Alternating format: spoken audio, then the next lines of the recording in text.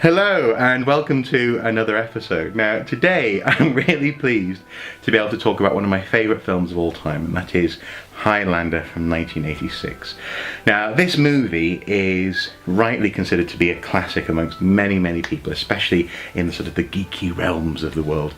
And it's because it's got a bit of everything. It's got action, fantasy, adventure, bit of history, lots of sort of intrigue, and essentially it's also partly a comic book film. I think stylistically, it for me looks at times like a comic book, the way the action is framed.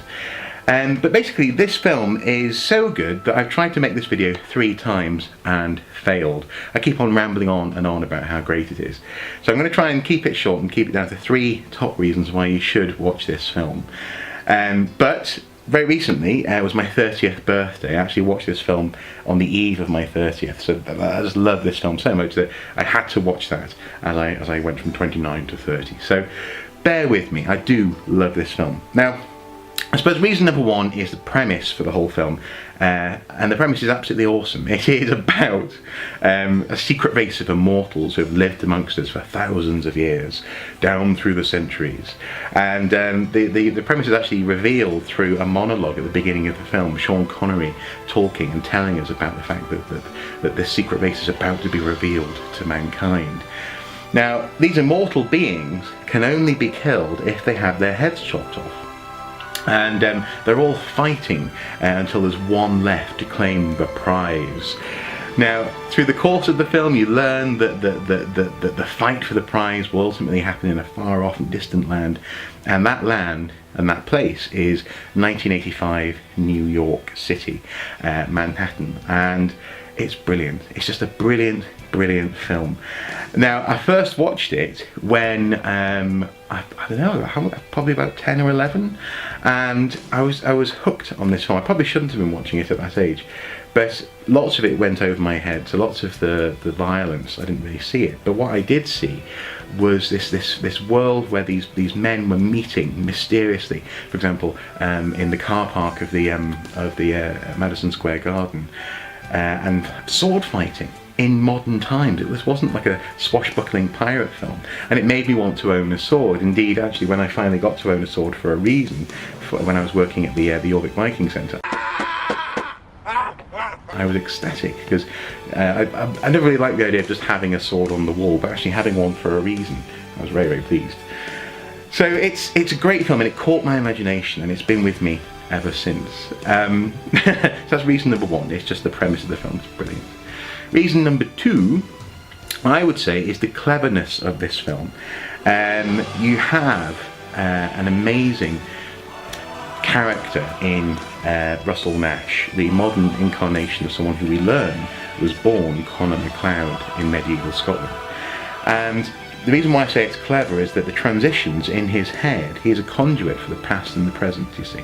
And the transitions in his head are usually triggered by a modern day event. He remembers something. So the film opens with him watching a wrestling match, terrible wrestling match, and he doesn't seem to be as engaged as the rest of the crowd. He's just staring into space. And the way that they've chosen to light him just sort of highlights him in the crowd.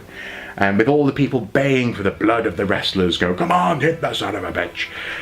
He's very still, except he keeps on sort of every now and then just sort of jerking as he seems to be remembering something. And what we learn is that he's remembering, we get these flashbacks to clan warfare in Scotland. And that's a little hint of what and who he is. And then we go into that mysterious sword fight in the car park. As the film progresses, for example, there's a moment where a policeman slams him against the car and puts his gun to his head and goes, "Don't even move, pal, don't even breathe." And again, it's brilliant because he then remembers a moment when he did nearly stop breathing, and that was just after meeting the bad guy in the film, the Kurgan, played by Clancy Brown. And eventually he's thrown out of his village because he doesn't die from this what should have been a mortal wound. And as he just about escapes his first encounter with the Kurgan in New York, just about lives and survives it, he remembers just about living and surviving being thrown out of his village. They want to kill him, but I think it's his cousin or uncle who saves his life. And these flashbacks for this man for whom the medieval times and the present are more or less the same thing. It's his life. I think is brilliant. It's a wonderful plot device, and it's so cleverly interwoven in the film. So that's reason number 2. This is a very clever film, a very clever action film. Reason number 3, for me, has to be the music. The music in this film is brilliant, hence my opening. Now, I can't use any of it in this video for copyright reasons, but the whole film was scored by Queen, and it's all thematically spot on. There are moments when, who dares to love forever? Oh, when love must die. I know that was completely out of key, but there are these moments, these crescendos, where they meet the drama, they match the drama perfectly.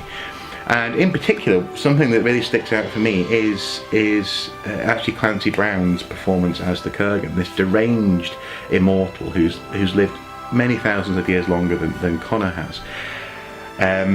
But he's kind of like the flip side of the coin. Connor, or Russell, has become a very civilized person, someone who respects history and collects artifacts and doesn't really want to dominate the world, whereas the Kurgan, well, he's just the opposite. He's completely crazy, and the music for that is brilliant. It's stomping, it's disturbing, it's got elements of the classic New York musical in there, and it's just brilliant. So the music is reason number 3. So I've hopefully kept this good and short. Those are my top 3 reasons why you should watch this film. This film is just one of my favourites of all time. It's a brilliant, brilliant film. And just as the tagline says for the movie, there can only be one. I'm afraid that even though I own the second Highlander on DVD, it simply isn't part of this series. If you haven't watched the second one, don't bother watching it. It kind of ruins, actually, the first one. It was a victim of being made in a sort of a post-Star Wars world, I guess, or certainly at the height of the Star Wars mania. So the first film is a wonderfully self-contained story.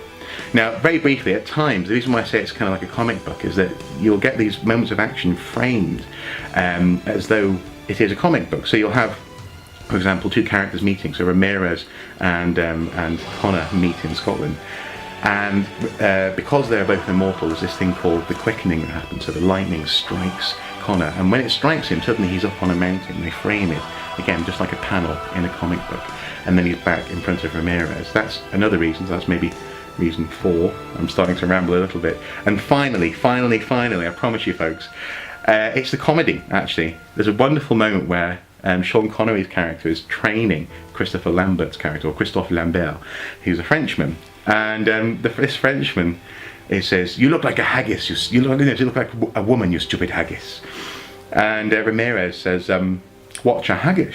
Now, the hilarity of having a Scotsman ask a Frenchman, obviously they're not playing a Scotsman and a Frenchman, what a haggis is, and then the Frenchman replying, "It is sheep's stomach stuffed with meat and barley." "What do you do with it?" asks Sean Connery. "You eat it, of course," says the Frenchman. You're never going to get that conversation happening anywhere else in the world. A Frenchman extolling the virtues of the haggis to a Scotsman. Then again, the haggis is absolutely lovely. If you haven't tried it, you really should. There you go. That's finally it. I've talked enough about this film. Just watch it. If you love swords, if you love adventure, if you love the past, if you love clever editing, watch Highlander. That's all I can say. Anyway, as ever, until next time, do take care. Bye bye.